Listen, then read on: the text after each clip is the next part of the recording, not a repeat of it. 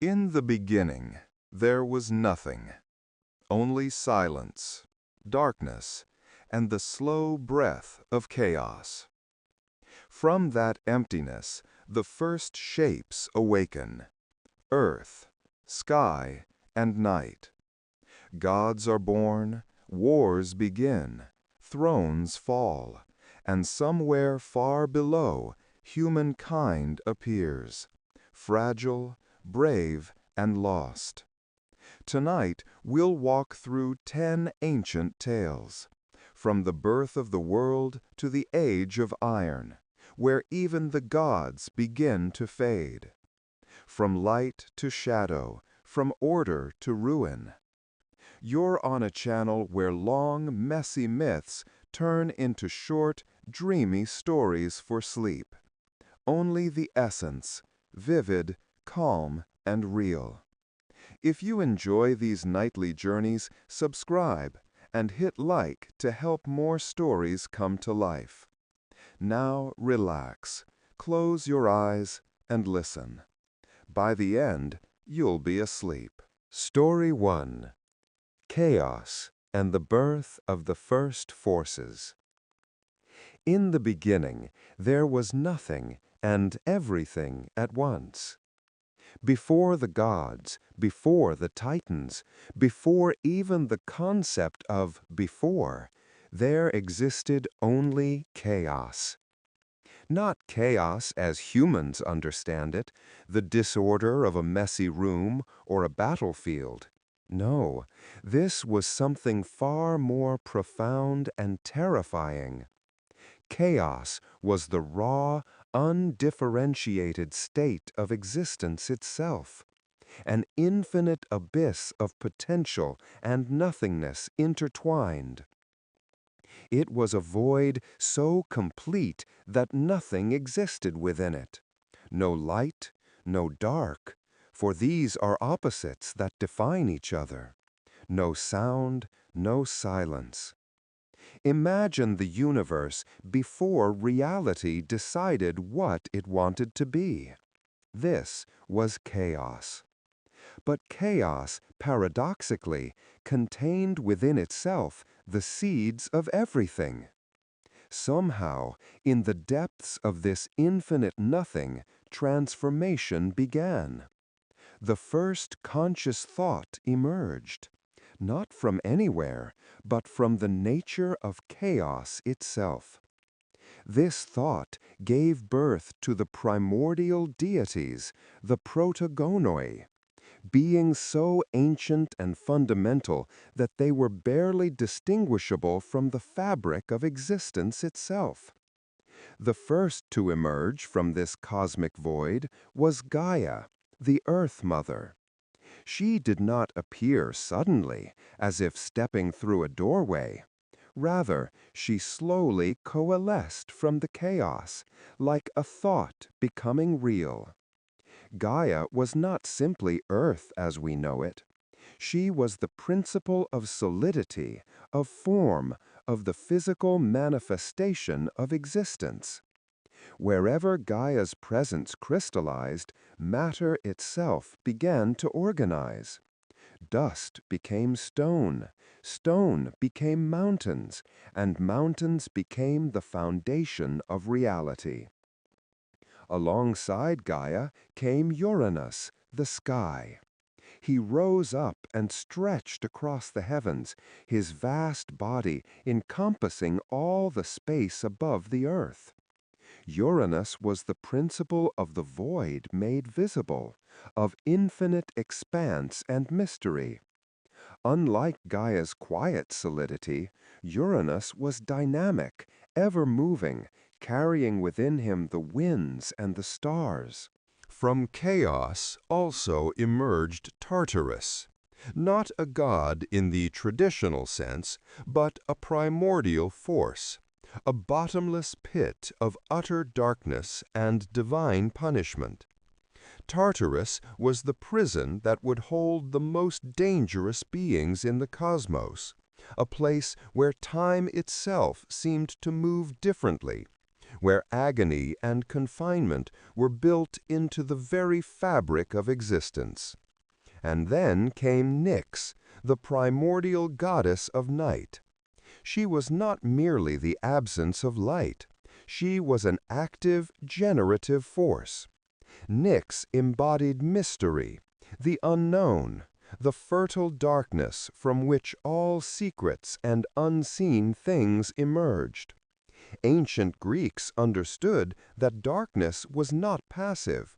It was a power in itself, capable of producing phenomena and maintaining balance. These primordial forces, Gaia, Uranus, Tartarus, and Nyx, were joined by Erebus, the god of deep darkness and shadow, and Aether, the ethereal upper air that filled the space above Earth. Together, they formed the foundation of reality itself. But here is the profound truth. These primordial beings were not fully conscious in the way later gods would be. They were more like natural forces that had somehow achieved a basic sentience. They existed and acted according to their essential natures, without the complex emotions and motivations of the Olympian gods who would come later. For an unmeasurable span of time, these primordial powers existed in an uneasy equilibrium. Gaia rested below, solid and nurturing. Uranus stretched above, vast and impenetrable. Tartarus yawned below, waiting. Nyx moved through the cosmos, creating the rhythm of darkness and light. And yet, something was missing. There was potential but no purpose, vastness but no direction. The universe was waiting for the next chapter of its story. The ancient Greeks saw this period as like the loading screen of existence, the moment before the game truly began. Everything was in place, but nothing had truly begun to happen. The stage was set, the actors were assembled, but the grand drama was about to unfold. The chaos was about to give birth not just to form, but to story, to conflict, to meaning. And it would all begin with a mother's act of creation. Story 2. Gaia and Uranus, the first toxic relationship. After the primordial age of mere coexistence, Gaia and Uranus came together in the first act of creation through union. This was not a meeting of equals, nor was it a joyful romance in the way we might imagine love. Rather, it was the collision of two fundamental forces, and from their union came the Titans, a new generation of divine beings more powerful than anything that had existed before, yet forever marked by the dysfunction of their parents' relationship. The first children born from Gaia and Uranus were beings of immense power. Among them were the Titans, Cronus, Rhea, Iapetus, Themis, and Mnemosyne. These were not like the later Olympian gods, who would have personalities and preferences. The Titans embodied primal forces: time, order, memory, law. They were the governing principles of the universe beginning to take shape. But Uranus, the sky, harbored a terrible fear. He had become increasingly aware of his own power, and this power bred paranoia. Looking down upon his children from his vast heights, Uranus saw potential threats to his dominion. He was afraid that one of them might grow powerful enough to challenge him, just as he had once existed in a world before Gaia gave him form and meaning. This fear twisted his heart and made him cruel. Unable to bear the sight of his own children, filled with irrational dread about what they might become, Uranus committed an act of cosmic abuse. He took each child born to Gaia and imprisoned them in Tartarus, that bottomless pit of darkness beneath the world. One by one, as Gaia gave birth, Uranus forced them back into the depths, denying them the light of the world above. He even denied them the possibility of death, a mercy that would have ended their suffering. Instead, they existed in eternal darkness, imprisoned in a space where pain and confinement were absolute. Imagine being trapped in absolute darkness. Not the darkness of night that the sun will eventually dispel, but permanent, eternal darkness. Unable to move, unable to die, simply existing in anguish. This was the fate Uranus imposed on his own children. He did this not out of malice in the way mortals understand cruelty, but out of pure cosmic fear. Uranus was a tyrant because he was terrified, and tyrants always justify their cruelty by claiming it is necessary for security. Gaia, the Earth Mother, felt every ounce of her children's agony. The Titans were still part of her, still connected to her through bonds of blood and essence. Their suffering reverberated through her very being. She was a mother watching her children be tortured, and she was powerless to stop it. The pain of this injustice festered within her, building pressure like a volcano waiting to erupt. For a long time, Gaia endured. She continued to exist in her strange union with Uranus, and she continued to bear more children, not all of them imprisoned. Some escaped her children's fate, because Uranus, in his paranoid fury, could not capture them all. But each new birth brought new suffering, new children hidden away in the depths of the world. Eventually, Gaia's love for her imprisoned children exceeded her fear of consequences. She could not accept this any longer. A mother's love is one of the most powerful forces in the universe, and Gaia's determination to free her children overcame even the dread of opposing Uranus himself. In her desperation, Gaia conceived a plan. She created something from her own essence, adamantine, which is to say, unbreakable. From this material, she forged a great sickle, curved and sharp and terrible to behold. This was not merely a tool. It was a symbol, a weapon, an instrument of resistance against tyranny. She held this sickle and called to her children who remained free, begging one of them to be brave enough to use it against their father. The Titans heard her plea. Most were afraid. What right did they have to challenge Uranus? What if they failed? What if their father punished them as he had punished their siblings? But one of them, a Titan named Cronus, was willing to listen to his mother. Cronus was intelligent, cunning, and driven by a desire to free his siblings and restore order to the cosmos. In this moment, Cronus made a choice that would change everything. Gaia and Cronus planned carefully. They would wait for Uranus to come down from his perch in the sky, to come close enough to Gaia to be vulnerable. And then, when the moment was right, Cronus would act. The moment came during the night. Uranus descended to embrace Gaia as he so often did, seeing her not as a partner, but as a possession, an extension of his will.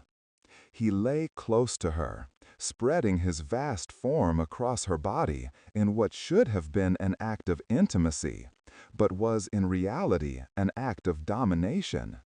This was when Cronus struck. With the adamantine sickle that Gaia had created, Cronus castrated his father in a single, terrible stroke. The blood of Uranus fell upon the earth and sea, splattering across the cosmos. From his blood emerged the Erinnyes, the Furies. spirits of vengeance and justice who would hunt wrongdoers across all the ages of the world. The moment was violent, irreversible, and final. Uranus was defeated. But his words echoed across the cosmos as he fell back into the sky, mortally wounded. He cursed Cronus and his descendants. "You will know the same fate," he cried out, his voice becoming the very wind itself. "A son of yours will overthrow you as you have overthrown me. This is the curse of the cosmos. Each generation will rise by destroying the last." This curse, born from Uranus's dying breath, would poison the entire age to come. Cronus heard it, understood it, and felt it settle upon him like a weight. He had freed his siblings and liberated his mother, but he also had inherited a doom. The cycle of violence had begun, and it would continue for countless ages. The universe had witnessed its first great act of rebellion, but it had also witnessed its first example of how violence begets violence, how one tyrant's downfall merely paves the way for the next one to rise. Story 3. Cronus overthrows Uranus. The war had lasted only moments, but its consequences stretched across eternity. After Cronus struck down his father Uranus with the adamantine sickle, the old god of the sky could no longer maintain his presence in the world. Wounded beyond healing, his essence began to scatter into the atmosphere itself, becoming diffuse and distant.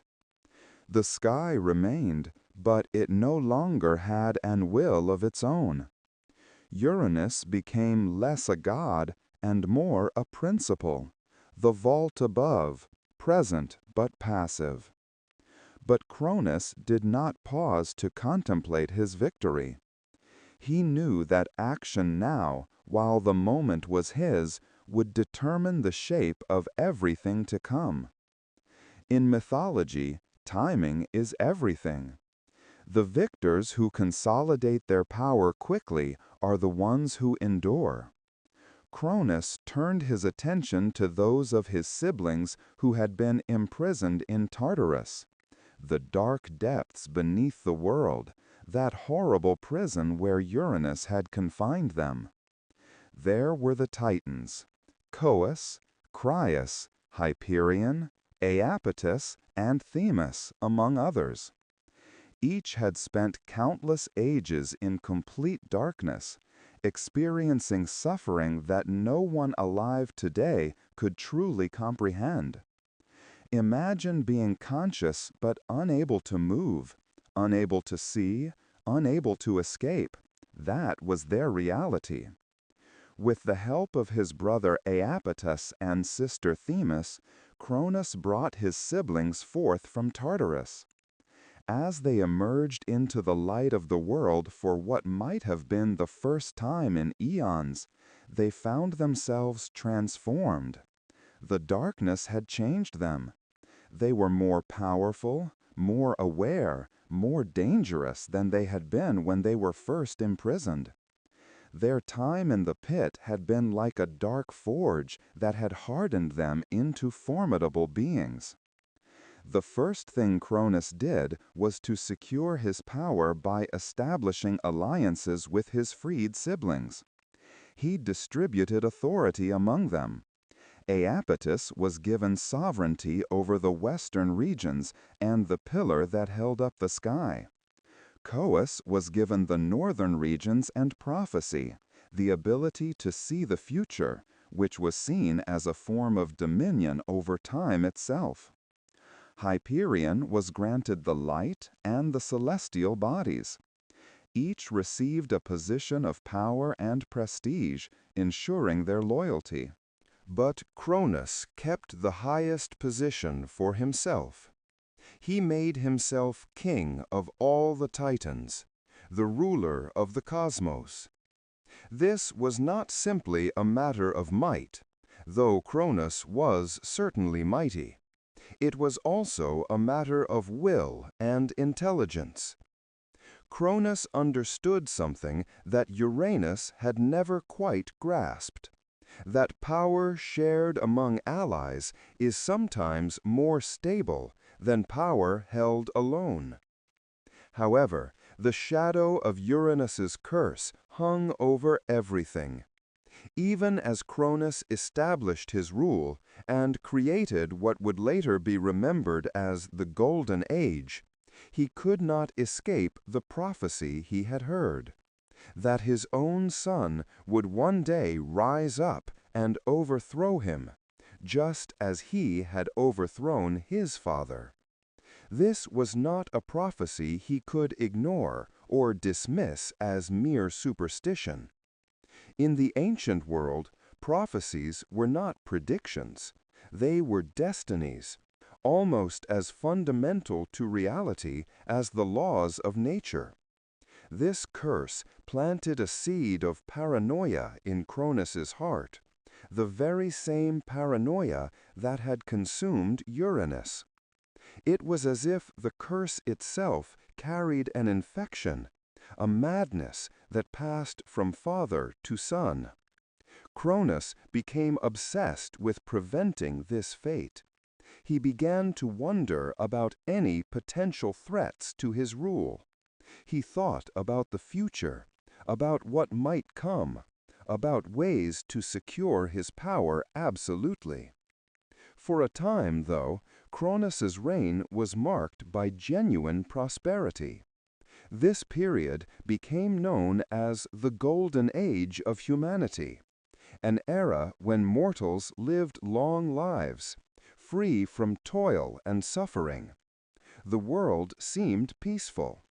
The Titans ruled from high Olympus, also called Urania, a mountain that reached so high it touched the heavens themselves. Below, on the mortal plane, humans lived in harmony with nature, eating fruit that grew without being planted, never aging, never suffering. But underneath this golden surface, the curse was at work, slowly poisoning everything. And the curse would be fulfilled not through external enemies, but through an act of love. Cronus would marry Rhea, one of his own sisters, and this union would eventually produce the very son destined to overthrow him. This was not a prophecy he could ignore or dismiss as mere superstition. In the ancient world, prophecies were not predictions. They were destinies, almost as fundamental to reality as the laws of nature. This curse planted a seed of paranoia in Cronus's heart, the very same paranoia that had consumed Uranus. It was as if the curse itself carried an infection, a madness that passed from father to son. Cronus became obsessed with preventing this fate. He began to wonder about any potential threats to his rule. He thought about the future, about what might come, about ways to secure his power absolutely. For a time, though, Cronus's reign was marked by genuine prosperity. This period became known as the Golden Age of humanity, an era when mortals lived long lives, free from toil and suffering. The world seemed peaceful. The Titans ruled from high Olympus, also called Urania, a mountain that reached so high it touched the heavens themselves. Below, on the mortal plane, humans lived in harmony with nature, eating fruit that grew without being planted, never aging, never suffering. But underneath this golden surface, the curse was at work, slowly poisoning everything. And the curse would be fulfilled not through external enemies, but through an act of love. Cronus would marry Rhea, one of his own sisters, and this union would eventually produce the very son destined to overthrow him. Story 4. Reign of Cronus and the Golden Age of Humans. The age of Cronus began with a strange and beautiful paradox. It was simultaneously the greatest and most fragile period in the history of the world. On the surface, it appeared to be a utopia, an era of perfection that later philosophers and poets would look back upon with nostalgia and longing. Yet beneath this golden veneer lay profound tension and the seeds of its own eventual destruction. When Cronus took command of the cosmos, he inherited a world that was fundamentally chaotic. The various powers and forces that existed needed to be organized, brought into harmony according to a coherent plan. Cronus, who was intelligent and possessed of a genuine desire for order, even though this desire would eventually corrupt into tyranny, set about creating a well-organized cosmos. The first thing he did was to establish a proper government among the Titans. He elevated certain Titans to positions of particular importance. His brother Oceanus, who had remarkably never participated in the war against Uranus and had never been imprisoned in Tartarus, was given dominion over the great river that was said to encircle the world, the river Oceanus, from which all other waters derived. Oceanus became a god of water, but more importantly, his neutrality during the war made him a unifying figure. Cronus also established law and order. He appointed Themis, goddess of divine law and order, to a position of great authority. Themis was the embodiment of justice and proper conduct. Her presence ensured that even Cronus's rule operated according to principles greater than merely personal will. This was a sophisticated understanding of power, that a ruler is stronger and more stable when he binds himself to principles of justice that transcend his own desires. With the political structure of the divine realm established, Cronus turned his attention to the world below, the realm of mortals. And here, surprisingly for a god, he showed genuine benevolence and care.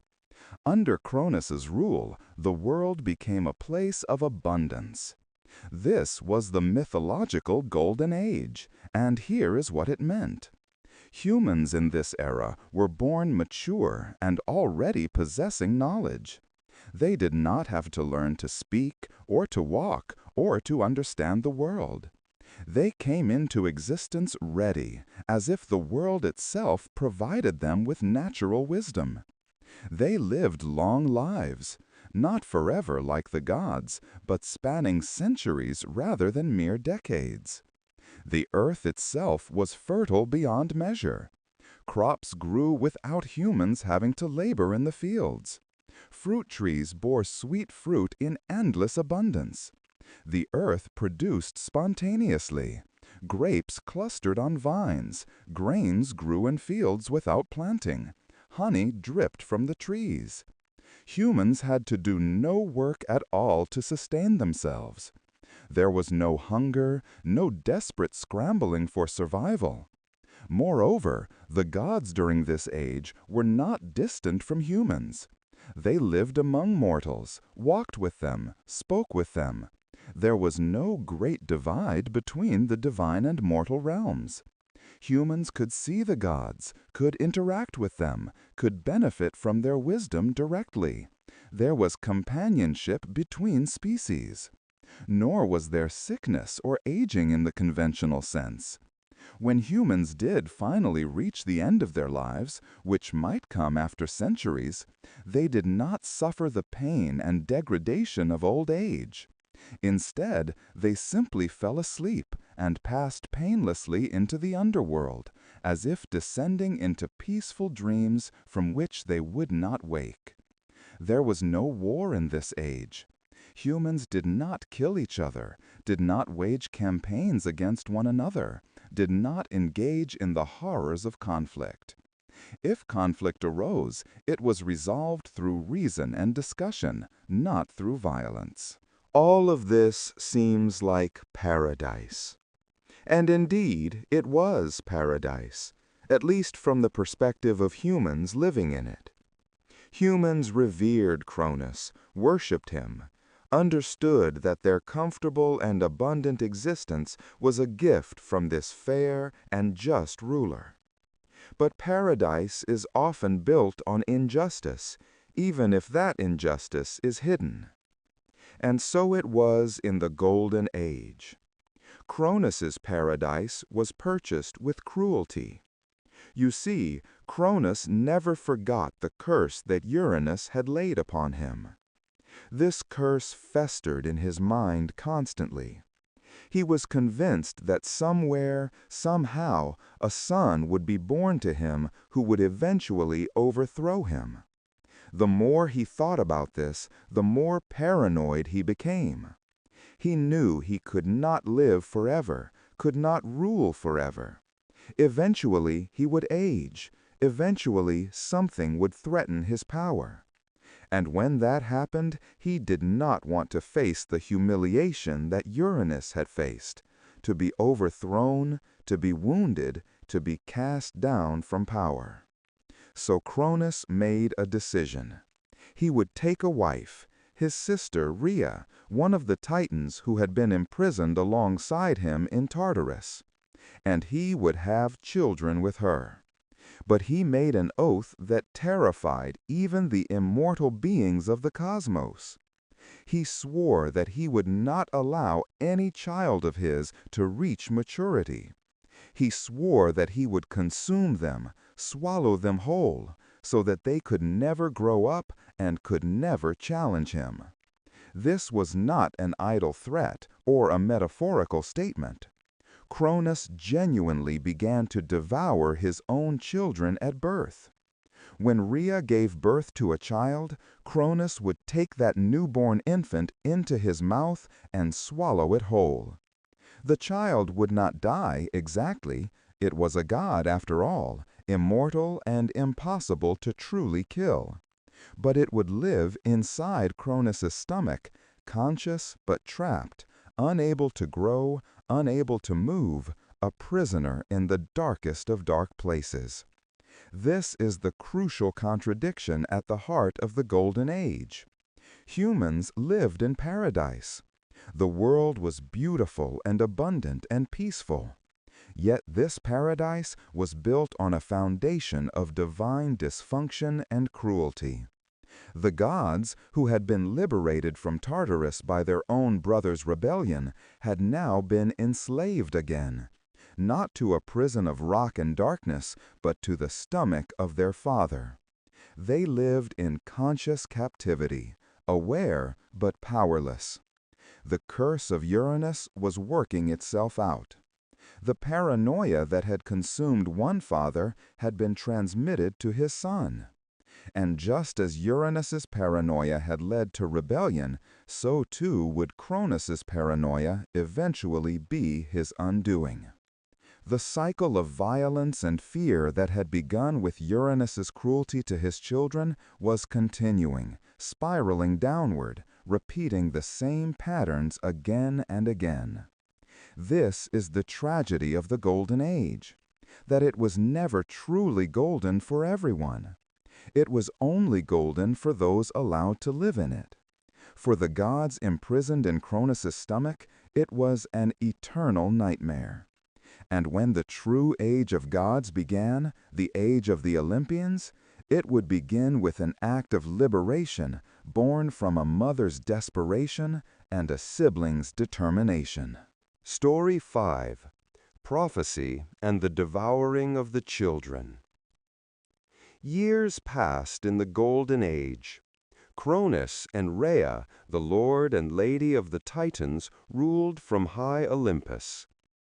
To any observer in that distant time, they appeared to be a regal couple, sovereign rulers of the cosmos. Yet anyone who looked closely enough would have seen something disturbing.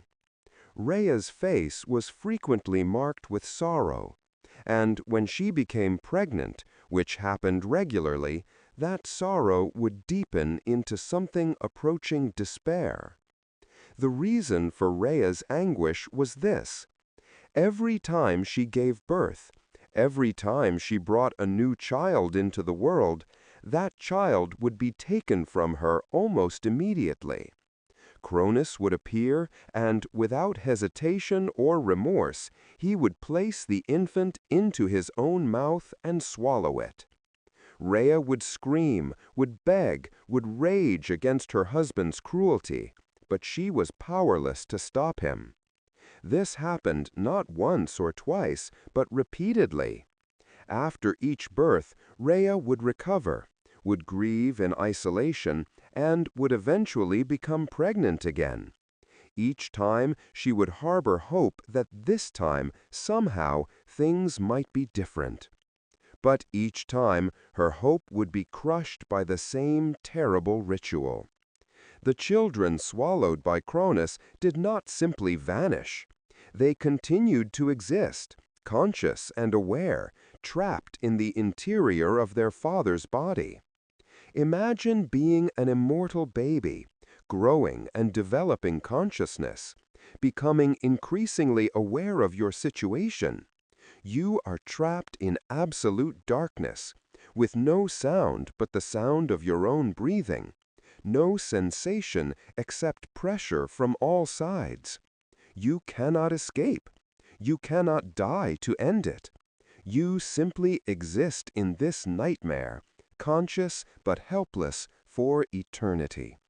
This was the fate of each of Rhea's children. Why did Cronus do this? The reason lay in prophecy and fear. Cronus had consulted with those who could see the future, the oracles and the seers, the beings who could pierce the veil that separates present from future. And they had told him something terrible. A son born to Cronus would one day overthrow him, just as he had overthrown Uranus.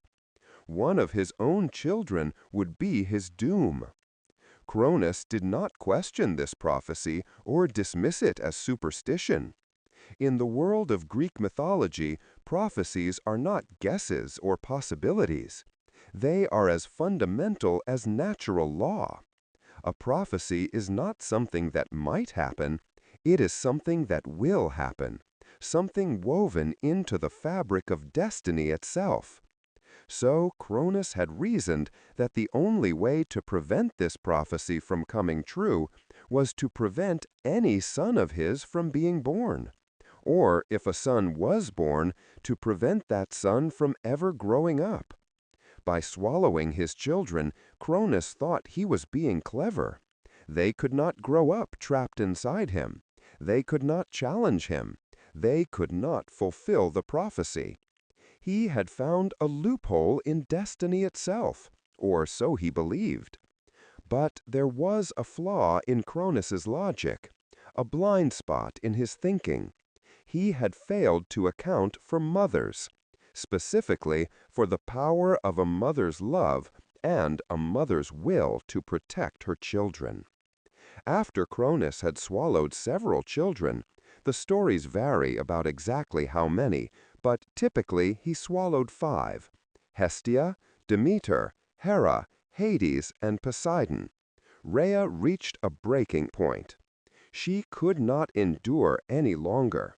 The pain of having her children taken from her again and again, the knowledge that they lived in torment inside her husband's body, the helplessness of being able to do nothing while her children suffered, all of it combined to forge in Rhea a determination more powerful than any divine force. She decided to deceive her husband. Rhea went to her own parents, Gaia and Uranus, and she asked them for help. Despite the fact that Uranus was now more concept than God, his essence remained present in the earth and sky, and Gaia was still very much the primordial force that governed the world. They listened to Rhea's plea, and they agreed to help her. They could not undo what Cronus had done, could not extract the swallowed children from his body. Such an act would require a direct confrontation with Cronus, and they were no longer powerful enough for that. But they could help Rhea hide a child if she became pregnant again. Not long after this conversation, Rhea did indeed become pregnant again, and this time she and her parents formulated a plan. When the child was born, a son, as the prophecy had indicated, Rhea did not present him to Cronus as she had done with the others. Instead, she wrapped a stone in swaddling clothes. The stone was large and heavy, and when wrapped in cloth, it resembled an infant in appearance. Then she went to Cronus and offered him this stone. Cronus, confident in his own cleverness and paranoia, did not examine the bundle closely. He simply took it and swallowed it whole, as he had swallowed all the others. He felt satisfied that he had once again thwarted the prophecy. The stone passed down into Cronus's stomach, joining the other children there. In some accounts, the stone caused Cronus terrible pain, a physical manifestation of the cosmic injustice he had committed. The pain would follow him forever, a constant reminder that his tyranny had a cost. Meanwhile, Rhea spirited the actual child away to safety. The child was taken to the island of Crete, to a sacred cave on Mount Dicte, far removed from Cronus's view and power. There, away from the view of the Titans and the eye of their paranoid king, the child grew up in hiding. His name was Zeus. This act, a mother's deception to save her child, was the pivotal moment when the age of Cronus began its inevitable decline. The curse of Uranus, which had seemed impossible to escape, was about to be fulfilled anyway, not through any mistake or oversight by Cronus, but through a mother's love and a family's determination to resist tyranny. The very paranoia that had led Cronus to swallow his children had also made him blind to the one thing that could defeat him: a child raised in secret, growing up knowing that he had to free his siblings and liberate the cosmos from his father's rule. Zeus would become the liberator, the revolutionary, the god who would transform the universe entirely. But that story was still to come. For now, in the hidden cave on Crete, a baby god grew in secrecy, surrounded by nymphs who nursed him and protected him, knowing that his destiny would soon call him to war.